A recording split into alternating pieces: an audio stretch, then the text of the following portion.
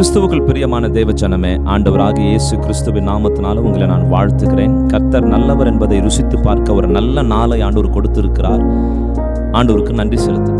இன்றைக்கு உங்களோடு கூட பகிர்ந்து கொள்ள ஒரு நல்ல ஒரு வாக்குத்தத்தத்தை பரிசுத்த ஆவியானவர் எனக்கு உணர்த்தினபடினால உங்களோடு கூட நான் பகிர்ந்து கொள்ள ஆசைப்படுகிறேன்.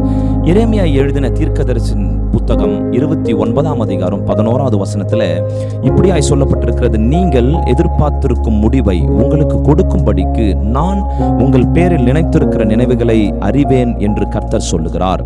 அவைகள் தீமைகளுக்கல்ல, சமாதானத்துக்கு ஏதுவான நினைவுகளே. ஆமென், ஹல்லேலூயா. இந்த வார்த்தையை ஆண்டவர் பிதாவானவர் எரேமியா தீர்க்கதரிசியை வைத்து இஸ்ரவேல் ஜனங்கள் நாடு கடத்தப்பட்டு அடிமைத்தனத்தில் சிக்கி மாட்டி தவித்துக் கொண்டிருக்கும் போது, இனி எதிர்காலம் இல்லை, இனி வாழ்க்கை இல்லையோ என்று மாட்டி தவித்துக் கொண்டிருக்கும் போது எரேமியா தீர்க்கதரிசியை வைத்து இஸ்ரவேல் ஜனங்களை ஆற்றி தேற்றி அரவணைத்து பேசின ஒரு வார்த்தையா இது இருக்கிறது. ஆண்டவர் பேசின ஒரு வார்த்தை பாருங்க, இங்க தெளிவா எழுதப்பட்டிருக்கிறது: நான் உங்கள் பேரில் நினைத்திருக்கிற நினைவுகளை அறிவேன். அப்ப ஆண்டவர் என்ன சொல்ல வராருன்னா, நீ நினைத்திருக்கிற நினைவுகள் அல்ல, நான் நினைத்திருக்கிற நினைவுகள் அல்ல, கர்த்தர் என்ன நினைத்திருக்கிறாரோ அதை நான் அறிஞ்சிருக்கிறேன் அப்படின்னு கர்த்தரே, உன்னை உண்டாக்கின கர்த்தரே உன்னோடு கூட இன்றைக்கு பேசிக் கொண்டிருக்கிறார்.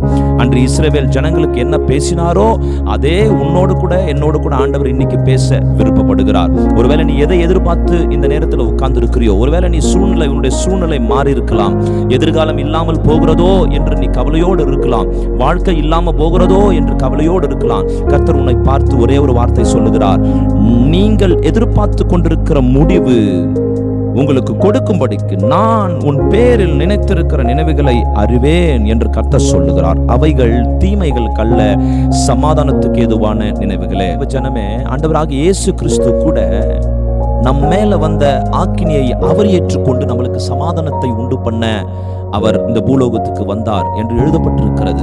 இன்றைக்கு உங்களுக்கு சமாதானம் உண்டாவதாக என்று உங்களை ஆசீர்வதித்து ஆண்டவராகிய இயேசு கிறிஸ்துவின் நாமத்தினால உங்களை நான் வாழ்த்துகிறேன். கர்த்தர் நல்லவர், அவர் கிருபை என்றும் உள்ளது. கர்த்தர் உங்களை ஆசீர்வதிப்பாராக. ஆமென்.